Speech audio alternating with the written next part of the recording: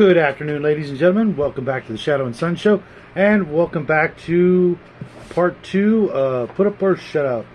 Today I'm going to talk about pacing.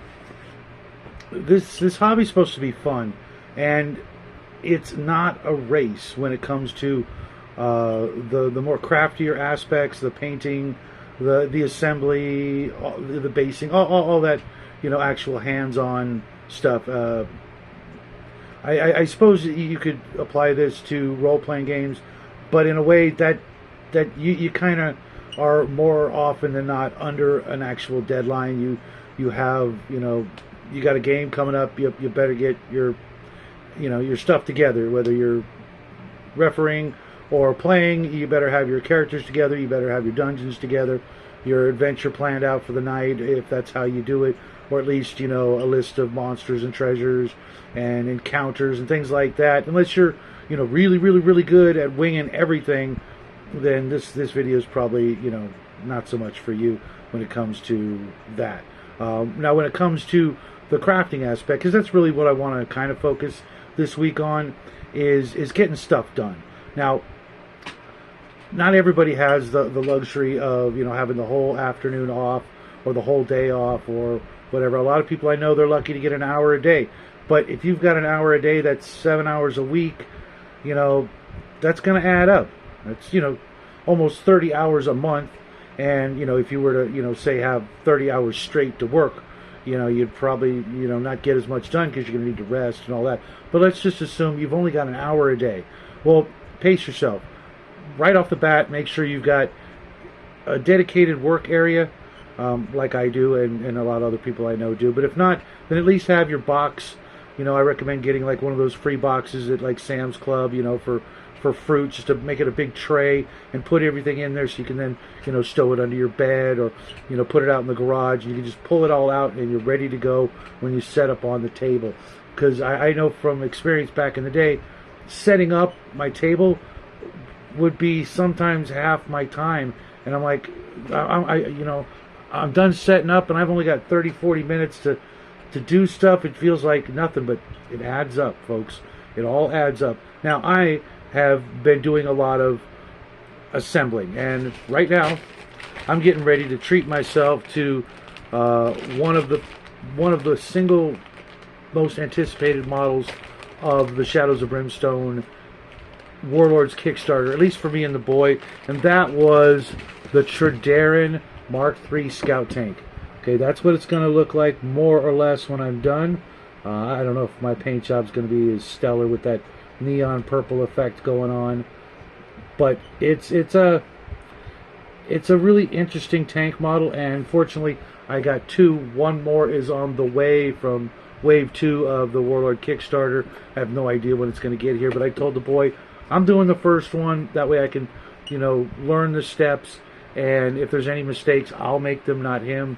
And when it gets here, he gets in, and that's the reverse side of the more deadly version of it. Either way, this is going to be one heck of a monstrosity to do battle with for our 4 intrepid heroes for Shadows of Brimstone. Now, this is a 2-sprue model kit. I'm actually going to open it right here now because I want to look at the pieces before I get into it.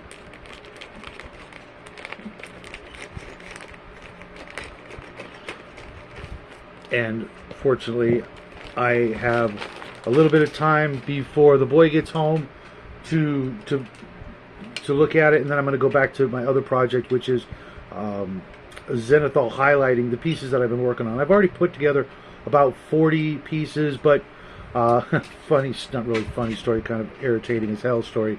I love this Tester's liquid model cement because it's more controllable than, say, like Tester's gel, which I'm not running out, but this bottle's almost empty. But like I was telling Bo the other night, that I can use it as not just the cement, but I can use it as a crack filler if you're really careful. Like, say you've got a gap, and you just brush it in there and let it fill in, and it'll do its magic and melt the plastic around it sort of together and fill in those gaps. And as long as you don't then touch the area around the gap, because it's literally melting the plastic, but if you just let it run into the cracks and leave it alone, you won't leave any fingerprints if you touch the area or any brush marks. Just dab it in there. So I'm a big fan of this, but the thing was, during this process of receiving the minis and starting to put them together, I spilled literally an entire bottle all over my table, and I just gotten it. So I had to go like another week before I can get a bottle. So the lesson learned is stock up on the things like that can spill or that you could run out, or if there's a time constraint, don't waste your time making a special trip to go to the hobby store or the local Walmart or whatever it is that you pick up your stuff. Order extras, and I have another bottle over there, but I'm gonna actually pick up some more this week because I know that I go through this stuff pretty quick, because it does kind of evaporate as you're using it. The other tools I use, obviously, a good set of clippers. These aren't a good set because they broke. Buyer beware. The $5 clippers, while they're really good because of the size and etc., the spring broke, and to be honest, as long as the edge is nice and sharp, you don't need the spring. You can just pop it back open with your, do this thing. But I do have another set of these clippers that I used them on the wrong thing, and they're all beat to hell. So don't skimp on your tools. Buy a better set. Mind you, something like this cost me $5. So if it costs you more than 10, you're better off just buying the cheap ones and buy two. Now, this is believe it or not, this is about a 60-year-old metal gunsmithing file that I got from my old man, and I've had it damn near all of my life. Well, when he passed away, it officially became mine. But it's a half round, and this is the only file I ever use for the most part on my smaller things. It's got a nice point to get into those harder to reach areas. It's got round and it's got flat sides. And I have the other 9 in the set, and I've never needed anything but this one good metal half round file. I mean, this is really small. Let me see if I can find a pencil here. Give you an idea. Okay, it's much smaller than a pencil, but if you can find a set of them, it's worth it. Go metal. The emery boards and the nail care tools that you can get at the dollar store, I'm done with those. If I ever need to file anything, I'm going metal. I've had this. I literally used to clean this in my old workshop. I would just drop it on the floor to knock out the little bits that would get caught in between the grooves. I would just drop it, and that would shake them all loose, and then I sweep up after I was done. Metal files, paper, cardboard, wood, whatever, all that junk, forget it. Just get one of these, you're good. Now, I've showed this off before, but this is one of my most favorite. And you know what? It's actually got a metal file on it. I've got an old set of toenail clippers that I repurposed for this because, in addition to it having a file and an area to pull some of the filings out, I suppose, it's got a cutting edge that, as you all know, it's round. And believe it or not, I use this tool for getting off, when you're cutting off a miniature from a sprue, I'll just clip off the remainders that I couldn't quite get with this, where the miniature met the sprue, and just do that.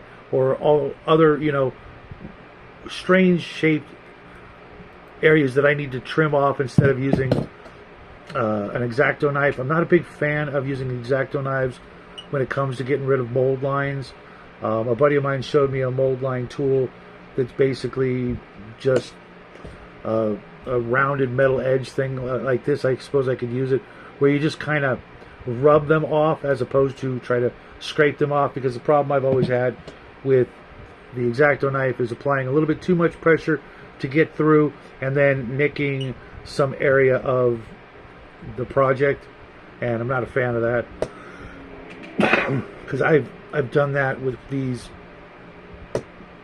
more times than I count. And with a file, for getting mold lines off, not really had an issue with that. Now, if you've got all your stuff together, you've got it all set up, you've got your work area ready, then all you need to do is sit your butt down, maybe turn on some good music, which I highly recommend. A lot of us listen to YouTube quite extensively. I know I'm really guilty of it myself. But listening to some good music, something that you enjoy, that's why Fritz does that, because it's more conducive to a happy work environment and frame of mind. Because, like I've said before, don't do any of the work that you're not enthusiastic to do. Like with this, I cannot wait to get into this. I've been putting it off and putting it off, forcing myself to put together some of the less enjoyable models just so I could, enjoy this all the more. Because it was, in some cases, work. Like, for example, I had to do 6 of these vampires. Okay, they're kind of boring. Maybe somebody else there. Oh, I can't wait to do these. For me, it was kind of boring. I had to do 6 of them. I also had to do 12 of. I think they're all downstairs. These cultists, and they, 2 different poses. Okay, put one together, put the other one together. Okay, now it becomes work. And just like with painting, I'm not going to paint anything that I'm not enthusiastic to paint. If I don't really want to, I'm like, this is just rank and file. Not the best frame of mind to have when you're painting. And we're talking about pacing here to get you to do the best work you can in the shortest amount of time when you don't have a lot of time. It's not a race. Those miniatures aren't going anywhere unless you absolutely need them for game night, in which case, putting gray on the table, we've all done it before. We're all going to do it again. Half the time, the players aren't going to, care. They'll be like, oh, it looks better painted, or wow, that looks really good, because it is painted. But for the most part, it's all on you. You're the one who's judging your work more than anybody else, because they would have done it themselves, or they'd be doing it themselves. Maybe they are, but most players, unless you're war gamers, or miniature gamers or something like that, they don't really care. You could use pogs, you could use standees, you could use panties. We've done it all before.